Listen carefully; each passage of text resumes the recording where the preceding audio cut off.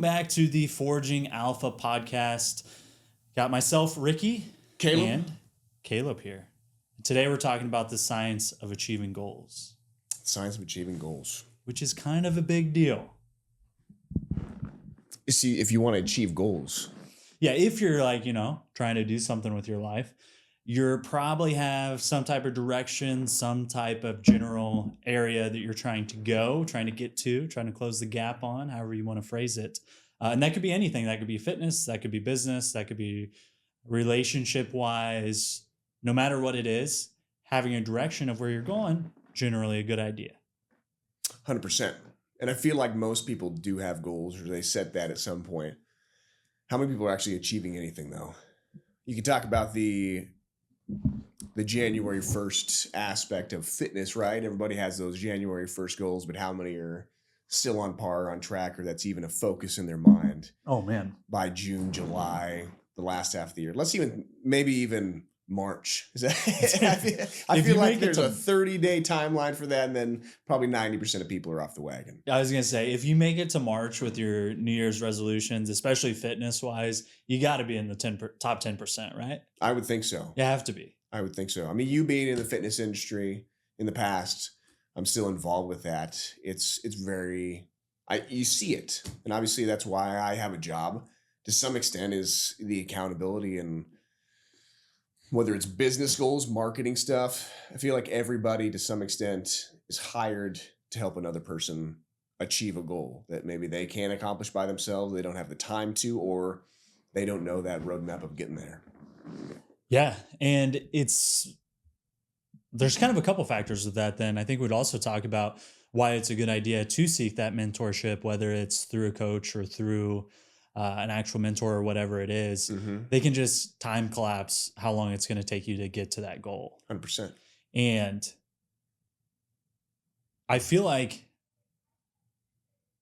having that vision of where you want your life to be is kind of the driving force behind all of it. Do you have any type of visualization type practices you do, or how do you come up with what your goal is? Mm-hmm. Do you have a process for that? I do. So I actually, through a mentorship I've done in the past, I've got these vision documents. I do them for myself. I also provide them for clients where we work through kind of a 2-year horizon, 2-year timeline.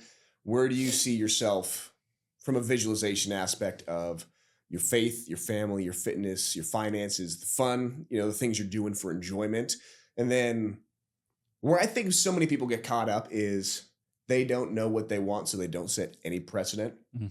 They don't set any goal for that. And so it's just floating through it, and magic is eventually going to strike. And I'm going to know exactly what I want to do, who I want to be, or where I'm even supposed to be. Because sometimes where you're supposed to be isn't necessarily what you want now. You didn't realize that. There's a ton of fulfilling things that you could be doing in your life that maybe you don't necessarily want to be doing, but that bring you fulfillment, joy, peace in life. But I think it's got to be a moving target. You set the things now, you don't know where you're going to be at in 2 years from now. But if you at least set the roadmap and the goalpost, you can change that goalpost. In previous podcasts, we've talked about the road mapping aspect of things, of how you wouldn't just start driving across the country without directions with that. But most of us are going through life without any kind of roadmap towards a destination, if there's a destination at all. But you can always pivot, change lanes, take a detour, take the exit if there is a certain place you're trying to go. But if you never just set something, because I feel like we have such a perfectionist mindset. Oh, it's got to be perfect. It's got to be exactly on the money the first time. And if I mess up, it's going to be the end of the world. But then what do we end up doing? We have that fear of failure, doing the wrong thing. And so we end up just wasting time and floating through it anyway. Yeah, I think there's a lot of people that are doing things each day, and they feel like they're busy or they're working towards something, but they haven't really defined what that something is, or they haven't redefined it. I think a lot of times people will kind of set the idea of what they want their life to look like, and then that kind of just hangs out in the back of their head for the next 5 years, and they could either hit that goal, and now they haven't set a new goal as to where they're trying to go, or they just totally forget where they're going with it. 100%. So I think the biggest things when it comes to like my process and the things that I help people with is setting that. I use something called a Phoenix journal. Okay. And so like I'll take that 2 year vision, I'll put it down on paper within there. Kind of a broad outline for things that I'm looking to accomplish, the person that I want to become. What does that look like? The man I'm striving to become. And you're probably never going to achieve necessarily that peak, but it's almost like that you're looking for progress, not perfection in those things. I think one of the biggest things is always referring back to that. So many of us set those goals like at January 1st, but we forget about them within 4 weeks. And if you're never constantly like reiterating what you're working towards, because we get so caught up in the day-to-day aspect, like what's in front of our face, daily life, that if we're never taking a step back and looking, all right, is this actually a day that's working towards my ultimate goal? And like looking back with that and not getting sidetracked by things. That's important. We're always referring back to that and having some process where you're reminding yourself of those things, whether that's the cheesy generic vision boards or you've got some process of looking back on paper, you're revisiting those things, but you have to have a process of revisiting that because it'll just go to the wayside when you just let life take over. And people are busy yeah. and there's so much stimulation, whether it's from your workplace or from social media, your phone, kids. Yeah. I'm sure that amplifies things to a whole nother degree. And especially when they get into activities that have everything going on, people just don't have the time throughout the day to. Well, I say you don't make it, right? Yes, they don't make the time throughout the day. They get so distracted by all the day-to-day stuff they have to keep up with that they're not taking the big steps towards the things that actually matter. Because a lot of the times, or at least what I've found in my own experience, is a lot of the things that are actually going to move the needle and make a difference, they don't really have deadlines and it's kind of easy to push it off. And those things that you keep pushing off are probably the things that you actually have to do to make that progress. Yeah. Yeah. I think that's a good point. So outside of referring back to those things, constantly reminding yourself about what the ultimate vision and checkpointing that and being intentional, I think that having deadlines or something on the calendar is super important, right? Using the example of fitness and nutrition, a lot of times if somebody doesn't have a big why at this point or a big reason it's not 100% buy-in, I just have a hard time working with those people anymore.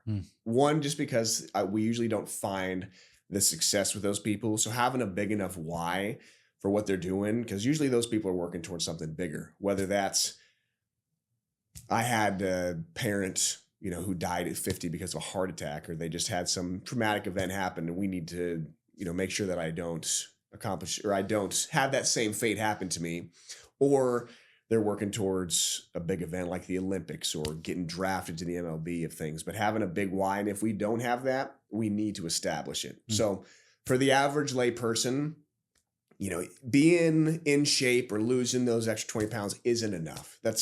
Everybody has that and it always falls off. So what do we have to do for that? We've got to put something on the calendar, whether that's you're going to go run a 5K on this date. You're going to do a powerlifting meet, a bodybuilding show, even something as simple as you're going to have a photo shoot. Like if you've got that on the calendar and you have a photo shoot and you've got to post that on Facebook and like that's an agreement that we're going to make, you bet your ass you're probably going to be having that in the back of your mind day in and day out when you're talking about your meals and working out and stuff. So having timeline, there's something on the calendar and creating a bigger why and a bigger reason towards things is essential. And then the third thing too is I forgot what I was going with the third one. You go ahead and then I'll circle back to that. What does that process for you personally look like? Yeah. So I think I need to build a better process for that myself. So one of the things that I realized over the last probably year or so, I was starting to get frustrated with where we're at just because it hasn't progressed a ton from, say, a year ago. Personally? Whatever. Yes. And then I thought about it for a second and I was like, damn, man, I have literally the exact life that I've pictured to this point, and I just need to start thinking bigger and taking it seriously, and then probably going to end up there. But even when I was, so we'll rewind just a little bit so I can give some context to what I was talking about. Lauren was my third grade crush. So she was my first crush ever. Before I went to third grade, there were 2 girls in our school or in our class. So pretty small class. Both of them are your cousins. They were not cousins, but third grade moved to bigger school. Lauren was there, and I was like, dang, she's pretty cute. But I had a crush on her forever. We started dating our junior year. I'd be like riding the school bus, and I'd be like daydreaming, having like a fast black cool truck and Yeah. stuff. Living in Kansas City, like even just in a suburb or something, would be a lot cooler than where we were living growing up. And the other day, I was like, oh, I mean, that's that's exactly what we have. And until you have, that's why I had mentioned like taking the time to rework what your goal is. Like you can get so caught into the weeds that if you don't take the time to rework that goal, you get a little bit lost, which is where I kind of felt like I was. So that's something I'm currently working through, is setting a bigger projection for the future and goals and that type of thing. Gotcha. So the third thing, it did come to me. Eating the elephant one bite at a time. Oh yeah. So taking that big grand goal that seems so far out, so far fetched, and such a big thing on paper, Yeah. that if you try tackling that, it's going to be so overwhelming. And you've got to break it down from, let's say it's having the truck. That might be so far fetched that in your mind right now, but you start breaking that down into, all right, what is a monthly payment going to look like? What do I need to be making in order to have that? You start dissecting all the way down to, all right, that's an extra $50 per day or an extra couple grand per week that I need to be making in order to do that. And you break it down into the smallest level that you can. And it's like, if I repeat that every single day, that's way more manageable than thinking like that thing that's so far out. Like if you're training to be doing a 100-mile race, that's pretty crazy thinking about that. But you break it down into what you can start doing for the next 6 months to start doing that. And it breaks down into, you're starting with a couple miles per day and you're progressively overloading on that. That's a way more manageable thing to be tackling day in and day out. But I feel like we all get so caught up in like the big picture of things that it's an unrealistic goal. You take it down though, and you start breaking it down with those little things. I feel like that's just the secret of successful people, right? It's not the big home runs that people are hitting day in and day out. It's those small daily habits that just another notch on the belt. And eventually you keep doing that. And we want to talk about consistently. Like how many people have a fitness goal that they're actually sticking to 365? Look at where you would be if you actually did half of what you tried doing for the first month starting January 1st. You only did half of that, but you did it every single day for a year. You'd probably blow out that goal and realize how small it probably was. Yeah, some of the big scary goals, they look intense and you're like, unless you take the time to break down like, okay, what are the first couple steps that I can actually take? A lot of times if you just do that, then you realize, oh, well, I don't know how to get to the goal, but I know how to take the first step. And then you're going to figure it out as you go. But a lot of people just get scared from taking that first step because they don't know what the 7th, 8th, 9th step is. Yeah. But a lot of times if you take those first steps, those answers start coming to you. What does that first step typically look like? Boy, I think it really depends on kind of where you're trying to go and if you've been there before. Like fitness wise, for me, if I set a goal, I have a pretty good understanding of like what I need to do to get there. I have enough experience with it. But if it's something totally different, that first step could be as simple as learn the basics. So like if your goal is to be a great video editor, maybe the first step is just learning how the software works in the first place, or things of that nature. Yeah. If you want to start a business, defining what your product's going to be, defining what your service is going to be, and taking it just one step at a time. Yeah. Yeah. For me, I personally feel like I struggle with getting to that point of you hit goals and then it's kind of like you talked about. Maybe you're not quite, there's always that frustration of maybe comparing yourself to other people. Yeah. Or where you think you should be. And looking at maybe you're not just playing big enough, honestly. And you need to start thinking about the ways you're playing small, the limiting beliefs, because you're always, I mean, that's essentially like the baseline for everything. You look at most things, somebody has accomplished that out there. And it really comes back to that baseline, like we talked about in the last podcast, of mindset. Like you're only going to accomplish the baseline of how far you can think. Like if your goal is to make $100,000, you're not probably going to make $1 million by accident. You know, it's not going to happen. But if you think about, I'm going to make $1 billion, if you shoot for the stars, you can at least fall on the moon. But if you shoot for the moon, you might end up nowhere even close. That's very true. Yeah. That's very true. And I think that leads into another concept that I've been kind of interested in lately, which is, gosh, I don't know if his name's going to come to me. So we might need to put it in the description or something. But the book is 10x is easier than 2x or something of that nature. Okay. The basic premise is that setting a 10x goal is far more efficient than setting a 2x goal. Mm-hmm. So if you're trying to make twice as much money, or maybe it's not literally twice, but like you're making 100 now, you want to make 150. Yeah. The problem with setting that type of goal is you pretty much kind of know how to get there. It's doing more of whatever you're doing now. Yeah. You can work a little bit harder, work a little bit longer, and you're going to get there, or at least get close. But if you set a goal that's 10x, say you want to make 500,000, you want to make $1 million, that's going to require you to be a fundamentally different person than you are now. So you're going to have different habits to get the success that type of person's going to receive. Mm. Have you noticed in your experience, like if people have too small of a goal, that it just doesn't cause the change? Or have you noticed that on the fitness side? I don't think it applies as much to the fitness side as it may in some other aspects. Yeah. I can relate it more back to sport, which is tied to there. So like athletic goals. Yeah. There's an interesting reality that people have where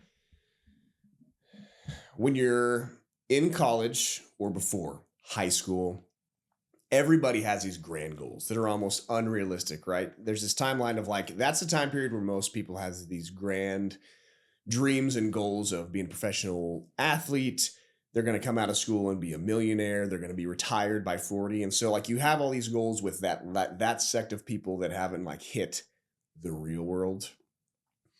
And for them, it's about, all right, cool, you've got these goals, but it's comfortable because it's easy saying, oh, I want to be a professional baseball player. Every single baseball player from the time that they're little up until college, there's still some faint trace that could be reality in their mind. You know, even if they're on the JV squad, it's still potentially there. So with that, it's getting more specific with the goal, right? Because everybody's like, oh, I want to go to college. And for when I'm working with somebody, it's like identifying, all right, get specific with that. What's the dream school? And that's where people kind of start getting uncomfortable. Like, oh, you know, I just want to go to a good school, or like, this is realistic. They want to keep their options open. They want to keep their options open. So it's like, it's there, but it's like, you're probably not going to go to LSU unless you're that top 1%. Yeah. And can roll out of bed and do it by accident. You're not going to go to Alabama and play football unless you're that top 1% by accident. Like if you're the 99% of people that actually have to be really intentional about what they're doing and their strategy, get specific on where you're trying to go. From there, let's look at the mathematical equations of what you've got to do performance-wise on the field, how much you need to weigh, what do your strength numbers need to be, and then we can like continue breaking that down. People get really uncomfortable with that because then they have to start looking interiorly about what they're doing. Does it match up? If not, here's the work you got to do. Here's the things that you have to do from a monthly, weekly, daily basis in order to get there and break that down. So doing that, I think, with that section of people. But then after you get out of college, it's like people get into this mode of dreams kind of just disappear. And it's into the reality of things.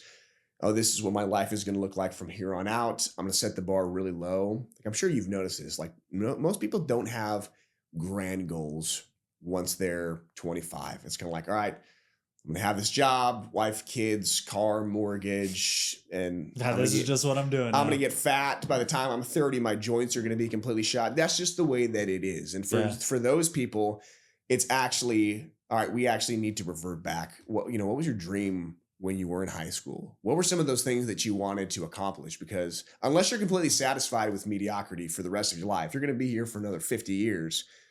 Let's start thinking back and think bigger, because unless we revert that thinking or we do that, you're never going to accomplish anything more. And it's just going to be this life of you're doing those things. And you can see with most people in our society, it's distracting, right? We feel like we're not at the level of life we should be. So let's try to blunt it with sports and drinking and drugs and hanging out with friends and fantasy football versus maybe tackling and sitting with the uncomfortable truth of maybe this isn't what I'm supposed to be doing in life.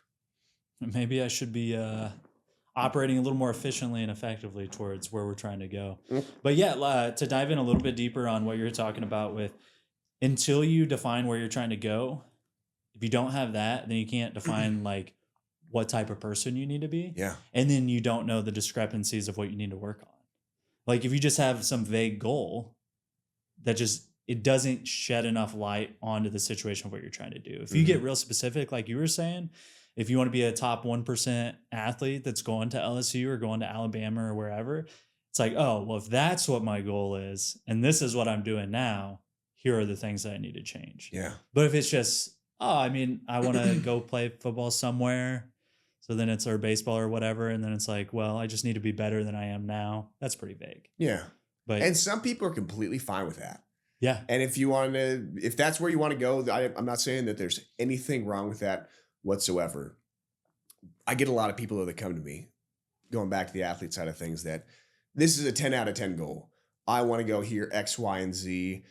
But there's a big gap between what I'm willing to invest, sacrifice to get there, versus either staying in my comfort zone or I'm gonna keep trying this on my own, whether it's fitness wise, nutrition wise, when the way you've been doing it has kept you in this exact same situation. And you think that you're going to go back and and keep doing the exact same thing and hitting your head on a wall. And that's just the definition of insanity. if you want a different output, you got to have a different input. Mm-hmm.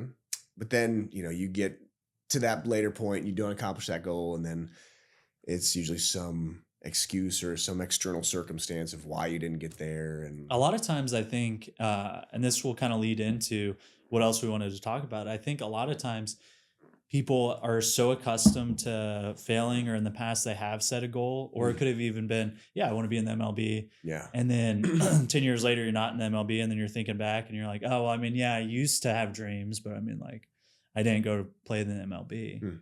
And people kind of discount their ability to make things happen. Yeah. If you didn't have that growing up or have examples of that, that can be tough to realize how much control you have over the situation. Environment. Yeah, that's huge. Yeah. But taking those failures and being able to use that as fuel for your success, that's huge. It is. And most people want to just completely avoid that, right? Yeah. Or they don't want to look too far into it because then they get uncomfortable or feel bad because they didn't accomplish whatever they're trying to do. Or actively pursue more of it. Yes. That's something I personally struggle with still. Is like, man, like if you're in a business, you're starting a business, there's going to be periods for the first 10 years of eating shit, of that uncomfortableness of getting to that next phase. Is you're going to be a beginner multiple times throughout that. You look at like multimillionaires, a ton of them have been bankrupt multiple times. Do you know how uncomfortable that probably is? And like even that thought process of like, you might have to absolutely lose it all to then build back better. And how many people like does that even entice? Like, oh, you're going to go bankrupt 3 different times before you're at that level. 99% of people have no aspirations of doing that. But it's like picking your heart, right? At some point, you're going to have the heart of not doing something or the heart of going through the struggle and making it happen.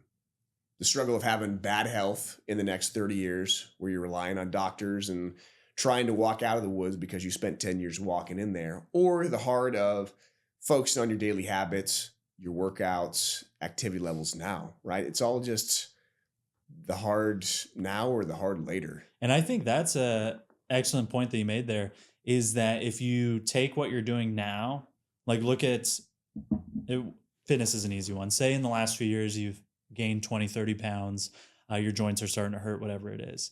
If you take that and project what you're currently doing forward, like imagine where you're going to be in 10 or 20 years. Yeah. Like you're going to be in real bad shape then. Like it's never going to be easier to make a change than it is right now. Yeah. Like the further you get down that road of bad habits compounding, they're compounding. It's so funny you say exponentially that. Worse. Yeah. I've been having that, like that thought process is something I've been thinking about for like the last few weeks. Yeah. One for myself personally of like being a dad, being married, and like I'm 29 now. It's like, holy smokes. Where's the time gone? Because I feel like I should be 24 again. Yep. And it's not going to slow down, like that time feeling and thinking about what type of energy do I want to have for my kids, consistently. How do I want to show up and be present? What kind of shape do I want to be in to play with my kids, to be there for my wife, to essentially be the best version of myself? And thinking that it's never going to be easier than it is right now. Like the way I'm feeling now, it's not going to be easier when I'm 40 or 50. And so even thinking about like the fitness aspect of things or the goal setting things, like it's never going to get easier than it is today. We all have this thing of we're going to start or we're going to really lean into something when it's easier. It's never going to be that way. Right now is going to be the best time it's ever going to be. And you either make it happen or it's just waiting until that day comes, which it'll never come. So for me personally, like I'm really been thinking about that. Like, this is what I want for my life. This is where I want to be. I got to get to work on this right now. Yeah. And then for other people, like really trying to hound in that fact of, I'll wait till January 1st to start focusing again on eating well and going to the gym and stuff. And it's like, you've been saying that for 3 or 4 years. How fast has the last 5 years gone? Do you think it's going to be easier in the next 5 years when you've added another 30 pounds, when you're that much further away from your baseline of fitness and your habits than it is now? And then you get those people that are angry because they can't completely turn a 180 in 3 months. It's like you just walked into the woods for 10 years. It's going to take you 10 more years to walk back out of it, and it's going to be twice as hard. Yeah. Yeah. No, you're absolutely right. And part of that too, the door got me. The door fucking got me, man. Oh, with all of that, like defining the type of person you have to be to get the type of life that you want and defining where you're at now, or having the boldness to actually look at it and be honest with yourself, look at the man in the mirror, so to speak. I think that's where a lot of people's anxiety comes from, is when their subconscious is telling them that they're not in congruence with the actions that they need to get to where they're trying to go. Yeah. Like, I feel like a lot of people in the back of their mind, they know that they're dissatisfied or they know they want some type of change, and they don't do it because they're busy in habits and it's hard to start new things and whatever it is. And I think that's where a lot of people's anxiety can come from, because it's just constantly in the back of their mind. They're like, oh, I need to do that thing and I'm not doing it. Yeah. I had the same thing back in the day with procrastinating my homework. So like if I had something due like next Thursday, instead of just doing it right out of the way and getting it out of the way, it just kind of like hung in the back of my head. And I was just like, oh, dang, I need to go do that thing. Yeah. But just not getting it done. So making sure that your actions align with where you're trying to go in general is obviously huge. Yeah. And what's that next level for it? Because that's something, I'm a procrastinator by nature. I struggle with that till this day on certain things. And it's really something I really try to focus on, of like, oh, I did this thing, or I looked at something, I know I need to get it done, and versus, oh, I can do that tomorrow. Like trying to intentionally be like, no, let's just get this done right now. It's like the filling up your gas in the morning type of a thing. You always say, I'll just get gas in the morning. In the morning comes. And then you're like, yeah, you got to leave an extra 10 minutes early to do that, versus if you just would have done it. Or you forget, and then now you're running behind because you got to get the gas. Exactly. I feel like that is something that I've realized with my habits lately, that I've been doing a lot better job of cleaning up, is essentially both cleaning up literally and metaphorically. Okay. But yeah, just like do your future self a favor is a good way to look at it. Like if you just do this thing now, future you is going to have more bandwidth to do whatever you're trying to get done. Yeah. So if people can just attack the bullshit stuff that they have to do, or the little tasks, if they're not in a position where they can delegate all that out, just get it out of the way so that you can do the stuff that's going to move the needle. Yeah. Yeah, that bandwidth thing is a huge deal. Because how many of us are just, it turns into reactivity with everything. Yes. Everything is, versus having it set aside. And that's just the difference too. I don't know about you, but when I look at successful people with whatever it is, whether that's a very spiritual person that has it all aligned and they're able to put off the ways of the world and not, have to deal with some of those things, or it's a business person or a professional athlete. Like, I don't look at them like on the surface level. Oh, do they just have a bunch of money, or they're just good at a sport or whatever it is. Like, I look at what did that person have to do to become that? I'm fascinated by it. Like with talking to people and interviewing them, figuring out what those steps are for them. What are those processes and what are the things that they had to go through? One, with just who they are as a person in general, but then what did the battle look like on their way up to that? Because it was never easy. And there's just a different level of people at the upper echelons of whatever you're looking at. You know, those people that you look up to. So I I have no like celebrity worship or things at all. I really enjoy looking at people, and I've met quite a few people that are at that upper echelon, and I like talking about their processes and their life, Yeah. and trying to pick up on those tips and tactics for things and how they are able to do that, because there's always something that those people have, who they had to become to get there, not just what they have. Right. Because the who you become that's what that's what it's all about. Yeah. Like that's the materialistic goals. Like people can say, oh, it's not that important or whatever, whatever.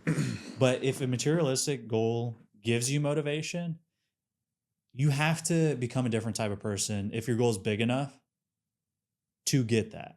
Like if your goal is to have a big house and Lamborghini and all this stuff, what type of person are you going to have to come to do that? Well, and how much of that too is just like a byproduct of All of it. who they are? I think all of it is, but I think sometimes it's easier for people to like focus on the materialistic goal because Yeah. it's like easier to picture. Yeah. Like it can be kind of hard to picture yourself 10 years down the road as the perfect version of yourself. I think you should, and I think that's helpful, but also like having some type of materialistic or just more objective goal in Yeah. general Yeah. is great to have on there. Yeah. When I feel like where most people get that wrong is they're looking at just that, right? Like 100%. that's the end thing. Oh, like how did you get these cars? How did you get this money? How did you get this house? Versus how many people did that person give value to? Yeah. How many people did that person help? What did he give to the marketplace, to the world? How did he give back to create those relationships where people trusted him? Like they're looking at like step number 10, and they didn't look at the other 9 steps to what that person actually did to give back. Because I do think that there's a direct correlation between the value that you're giving versus the other end of what actually people see with that. Totally. You know? And everybody has that grand idea that most people were handed things, or they're just a trust fund baby or daddy's money. When the reality is, most of the time that's not the case. There are people out there like that, but a lot of time that's not the case. And I feel like that's just your insecurities that you're putting on because you see those things and you get subconsciously insecure about it versus what can I learn from this person? And I also think that something that's helpful with that is you're looking down the line of this person that might have had a quote unquote better hand starting out, but there's a lot of people that had a worse hand than you did. Yeah. Like there's always going to be somebody further down the road, just period. Yeah. But there's also a lot of people looking from behind you, looking at you like you are that next guy. Yeah. And everybody's starts with a situational awareness of 0. Like their perception on it, they've only lived their life. The hard is relative. Like they could still have a really hard life, and you could have a hard life, and this guy could have a hard life. They're all different, but you're never going to fully understand their side of it. So there's no point in just wasting your energy on it. Yep. Because at the end of the day, it really doesn't matter where they started, where you started, where anybody else started. It's what are you doing to get to where you want to go? Yeah. Right, man. That's a crucial aspect. Yeah. Think about it right where we're at right now. The amount of turmoil and stress, whatever you want to call it, election year. We're not going to get into political side of things, but where people's attention and their energy is going. And it's fascinating for me to sit back and just look at that, because like I don't like even having conversations. I have conversations with a few people about it. But looking at where people's attention goes with that, and they're missing everything else. Like looking at how the world is actually working, looking at the opportunities that can come up, because even in like the Great Depression, there were still people that were capitalizing on certain opportunities. And if you're just focusing on the smut and the gossip and the hearsay, this say, getting angry because of that, that's what people want you to get pulled into, right? Versus there's people that are sitting back looking at different things. Their energy's going in certain places, and those are the people that are usually winning regardless of the outcome. Yeah. Because nobody is coming to save you at the end of the day. And that's another thing too, when I think it comes with accomplishing goals and becoming that higher version of yourself, is that it's going to be the work that you do at the end of the day. Nobody's coming to save you. I heard somebody, I can't remember who it was. I have all these quotes and stuff that I remember from people, and I can't credit any of them, I guess. But it was just, I think it was on a podcast, and they were talking about visualizing your life as a movie. So essentially, you're making the script for it, Yeah. but you're also the actor. Mhm. Like, you got to play the part. And so many people have a hard time making the script to begin with. But then when they make the script, they're like, oh, yeah, that's, if I do this, this, and this, then I'll get to where I want to go. And then when it comes time to do those things, they don't. Yeah. What is something that you've seen that helps people on the discipline side of it? Mm. Because you got to have the plan, which we talked about, but you also have the discipline to follow the plan. Yeah. I think it might be a Joe Rogan video. So there, he definitely does have one talking about being Yeah. the star in the movie and stuff. Yeah. Yeah. Yeah. But going back to your question, I think that complete responsibility, taking ownership over absolutely everything, because if you outsource why you aren't doing something or accomplishing something to some external circumstance or person, you're never going to have any discipline with that. Oh, I can't work out because the kids and my job and my schedule. I can't start that business because I have no time. If you take responsibility for everything in your life, good or bad, that's like step number one of like knowing that it's all on you. Where you're at, the job you're working in, it's not because you were born in Clay Center. It's really because of the decisions that you decided to make to a certain extent in your life. Yes, you may have been put at that position, but once you hit 18 or so, that can't really be an excuse anymore. Yeah. You've got to take responsibility for the decisions you're making, the people you're putting that are in your circle, and what you're doing with your time. Are you spending that time, that free time that you could be working on a business or your fitness, doing something else? I think one, like just taking responsibility for absolutely every action in your life, where you're at. That's step number one, because as long as you put that off to the side, you're always going to find an excuse for that. Yep.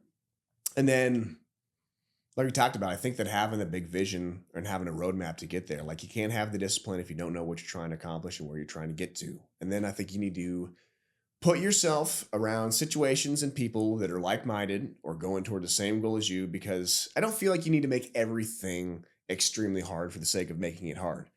If you're around an environment of people that are on that same path, it makes it so much easier. You want to do that. If you're trying to stop smoking, don't hang out with a bunch of smokers. Don't put yourself in the situations that are leading you right back to those bad habits that you want to be doing.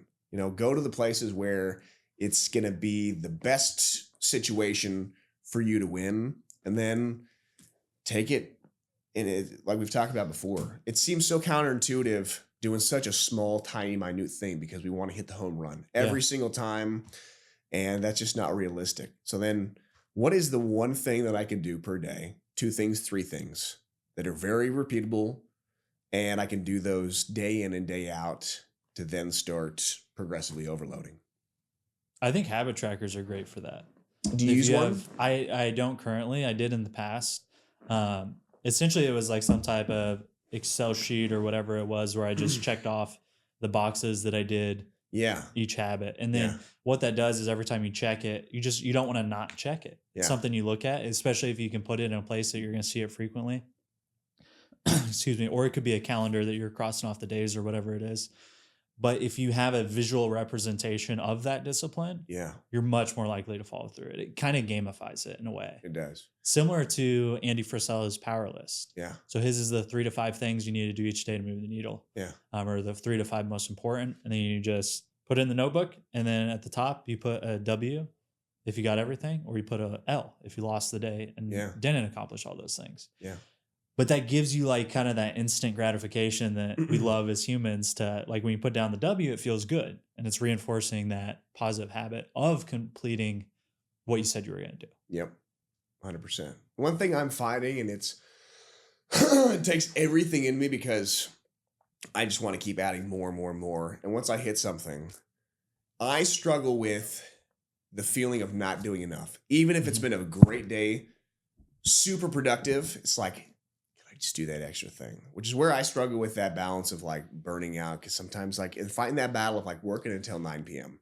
and doing those things, but having that standard of, I've heard it broken down in different ways, but like you're going to do 3 professional things per day, 3 personal things per day. You're going to spend 3 hours on your most important task, 2 smaller ones, whatever it is. But I feel like that's super important. Yeah. Having a standard for what a good day looks like, because if you don't have that, as you know, as you start getting busier, you get into life, it's a never-ending checklist. And if you don't feel like you got all 50 things done, no day is going to feel accomplished. Yeah. So if you have some standard of like, all right, I hit these few things that are moving the needle, I got them done, and I'm like, I'm satisfied with that. I'm not burning myself out so that I can show up and do that again and again and again the next day versus these, I'm going to work from 6 a.m. to 1 a.m. Then the next day, you just can't help but be half as productive. And then it's just like that pendulum swinging to one extreme or the other. I feel like that's probably a very good quality to have, of like establishing what a good day looks like, how to repeat that, and just keep hitting singles. Yeah, I've fallen into that trap many a times where you almost feel like you have to have the home run day just because you missed the ball on the last 4 or 5 days on not doing the little things. Like if you would have just done the little couple things all week, then you wouldn't have to stay up on a Saturday night doing something. I've ran into that a bunch with like just the to-do list is so big that it's like, because it's not totally clean, my brain is like, oh, we didn't do everything we needed to do. Yep. Well, you're not going to do all of it today. Yeah. At least most times. Most of the time. So yeah, you got to have a definition of what a good day is. How do you win the day? Yeah. Because you can't really win the year without winning the days. And then win the week and the month. You're exactly right. Yeah. You got to define what a victory looks like for a day. Mm-hmm. I like having the 3 personal and 3 business. Yeah. It's a roadmap. Like and then that too. And it seems like it's such a small thing. I do these 3 things and then these 3 things. And then what am I going to do with the rest of my time? Sometimes maybe that's what you need is you need some white space to actually have the standard for your day. That's one thing I'm working through too with having a baby now. I need to work, but this year has gone by so quick, and I don't want to miss that. I don't want to miss those small moments where, I'm working at 7 p.m. when that's like my window to be hanging out with her. And like, all right, how do I become efficient, set that standard, stick to that standard? This is what a good day looks like. At a certain point, there's going to be standards and boundaries for this is the bucket, and I'm investing into all of those things across the board so that we're not getting deficient in one thing or the other between the business, the family life, fitness. Yeah. I don't have a lot of white space in my calendar right now. That's where all your innovation and good ideas come from, though. Yeah. Because when you're grinding on the thing, you're not looking at the bigger picture, unless that's scheduled in, which obviously you can schedule in some of the more strategic, bigger picture stuff. But yeah, just white space in general, where you don't have a task. Yeah, pretty good. And even if you're doing something in that white space, but it's maybe you're getting something that's maybe been on the back burner. Yeah. I was listening to a podcast the other day where they were talking about also prioritizing those lists. Like you've got those 50 things, but like ranking them in order of, and these were guys that they're in the fitness industry. They're coaches. Like a lot of people, they're a lot busier than I am. Yeah. They're doing podcasts, they're doing events, they're traveling, they're flying, they've got personal work, but like looking at how they're going to structure the most important things to get done. And then if something doesn't end up getting done for a couple of weeks because it's down at the bottom of the list, like so be it. But like doing those needle moving things first and foremost and focusing on those. And then if something has to go on the back burner, but ultimately I think that that's important too. It's like we get caught up in doing some things that are not important, but they seem time sensitive. Maybe they're really but they're also not moving the needle of where you should be going too. ChatGPT, the power of saying no. The power of saying no is huge. Where do you find that showing up more in your life now with saying no? I think that's something I need to work on still. I mean, that's across the board with everything. It's always a work in progress. You can always be better than you are now, Yeah. at whatever it is. But being able to say no to whatever the thing is, I feel like it reinforces in your head it gives you the confidence to go after your priorities. Yeah. Like every time that you say yes to whatever it is and it's not in alignment with your goals, you're essentially telling your goals, hey, I'm not that worried about you right now. I'll come back to you. I'm going to go do this thing. Mm-hmm. And when you're always doing the other things, you just are never going to have the time to do the things that are going to get you towards your goals. Yeah. I don't have a good system for saying no, though. I need to do I it think more it depends often. on too, like what you're saying no to. Is it Very true. personal stuff? Is it professional stuff? I'm in that phase, kind of like that 5-year horizon for me. Yeah. Might be 10-year horizon where you've really got to just say yes to most things, even if it may be detracting away from stuff. But you've got to kind of hit that time threshold of like yes to everything to establish a base, and then you can start maybe. Are you saying from a business filtering. aspect? I'm talking about from a professional aspect right now. Yeah, and obviously that kind of filters into the professional side of things or the personal, to where if they're somewhat correlated, you know, you're saying yes to maybe some personal things that might help you professional-wise, like. You know, if there's somebody that you're going to go golfing with that, you know, and maybe it's detracting away from immediate to-do list, but is that going to be a good relationship then? They could also be separate though. But I'm in that timeline. I'm kind of coming to the first end of that phase of I'm starting to say no to a lot more things, whether that's people that I'm working with that aren't leading towards the ultimate. Like, is this going to detract away from working on things, systems, that are going to lead me to the ultimate business goals? You know, short-term wise, yeah, maybe a little bit of extra money because I'm working with that person, but is it the right fit for the people that I want to be working with? Is this going to be a good relationship? And is it ultimately, you know, is it just filling the white space or filling the gaps just because I feel like I need to be doing something? Or is it working towards that target demographic of people?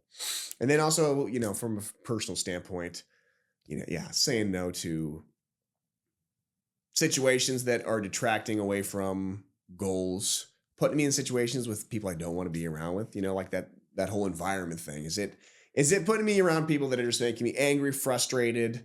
They're in a completely different ballpark from me in terms of what they value.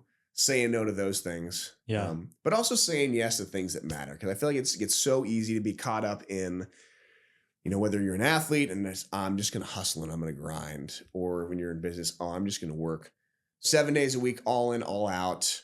But then you miss out on, like, you start losing friends, relationships, and then you look back in 5 years and like, man, like that person just died and I didn't spend any time with them and they're gone. Or I don't know my spouse anymore. I don't know my parents. Like, weighing out those yeses and nos as well. That is a trap that a lot of people fall into if they're, is. especially like high performing males, get so focused on the hustle culture, just grinding. And it's like, well, one, if you didn't grind so hard, work such long hours, you'd probably have more energy while you were working, probably be more efficient. But also just like, you don't want to get to the end of the road, have all the stuff, the fame or materialistic things. And then you look back and you're like, well, what actually mattered was the relationships, and I didn't give any energy towards it. Yep. Yeah. I feel like that's what ends up happening to a lot of celebrities, high performers, things of that nature. Mm-hmm. Yep. I think that's where that bucket of bringing it back between, I didn't like, you know, we talked about the three professional things, but then breaking that further into buckets of like, what are your core values? Like for me, like the faith, the family, the finance, the fitness, and the fun, like the 5 F's of things, and trying to invest in those different buckets so that nothing is getting out of place. You know, kind of like the table analogy. Like if you got 5 legs on a table, like you pull 1 or 2, it's going to be wobbly. Everything else, the other 3 legs are going to be taking on more weight. And then, but you pull like a 3rd leg out, the table completely crashes. So, you know, whether it's now or whether it's in the future, like that balancing act and the yes or the no's and everything that kind of goes into that in life in general, it's balancing act. It is. And that I feel like that phrase kind of triggers people sometimes. Balance. It triggers the hustlers and the grinders. Yeah.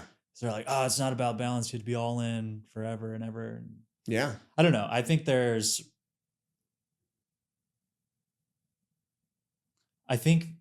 having the other side of things, like if you totally disregard networking and relationships, that's a way to time collapse your success. Mm-hmm. Like getting into the right rooms with the right people opens doors that you could work 5 to 10 years to open. Yep. And if you don't do that thing, I don't know. Back to how I was talking about needing to be a different person to accomplish what the goals are. If you're such a hustler and grinder that you don't have the interaction, or you kind of just at some point you can keep doing the same thing. And like if you don't get around people that are doing it more effectively, then you have no idea you're doing it the wrong way. So you could be hustling and grinding. You can be working hard, but if you're not working on the right things, it doesn't matter. Yeah. Or it'll just get you to that first goal that you have. But Yep. until you start doing different things, you're not going to get there. Yeah. Not being effective. Yes. Yep. I think a good thing is being all in on what you're doing at that current moment in time too. Yes. Right. I struggle with that, like on my brain, always going back to the work side of things. And it's got to be there. I feel like you've got to have those certain phases where there is not balance in your life. But we can even talk about a macro cycle where maybe these 5 years, there's going to be things out of balance because you're putting it all in for work. But eventually, like the table's got to kind of turn where you find systems, you're able to take a step back and make things more efficiently, so then you can have a better relationship with your kids and your wife. So, it doesn't have to be necessarily like day to day, but how are you finding balance across certain timelines on a macro scale too? Because if you want to accomplish something big, you can't spend 10 minutes on it. Kobe didn't become Kobe shooting around for 10 minutes per day. Yeah. But, there's probably a point of life, like after you're retired, where it's like, all right, kids and wife have my attention now. We did this, we set up life in a certain way, and now we can kind of turn the dial down on one thing and turn the dial all the way up on another thing. The human experience is pretty crazy. It is, and man. you gotta be adaptable. And for everybody that shows on social media that they got it all figured out, is just lying out their teeth. Yeah. Yeah, because it's not easy. It's not easy. No, but it's worth it. It's worth it. Nope. And all you can shoot for is just progressing, getting better day to day. But this thought process that anybody has it completely all figured out is just serving you a crock of shite. The old crock of shite. This was good. It was. Do you have anything else you want to add on the science of achieving goals? The science of achieving goals. I don't think so. I think recapping, setting a goal, setting a vision, making it really tangible. Things you can break down, eat the elephant one bite at a time, and just set something, pivot as you go. Because if you don't set anything, you're just not going to go anywhere. But pivot as you go if you need to. Set the premise, small bites at a time, situation, people that are going to help you get there. Habits, daily steps, I love and it. return back to the vision constantly. Got to come back to the vision. You got to keep reiterating things back and forth. I mean, I got to go back and remind myself of things 50 times. I don't think there's anything wrong with that. It's probably the secret sauce, to be honest. Compounding. What about you? I think that was a great summary. Cool. I don't really have anything else I want to add to it. That's a wrap then. That's a wrap, man. Thanks for listening. We'll catch you next week. Peace. On the Forging Alpha podcast.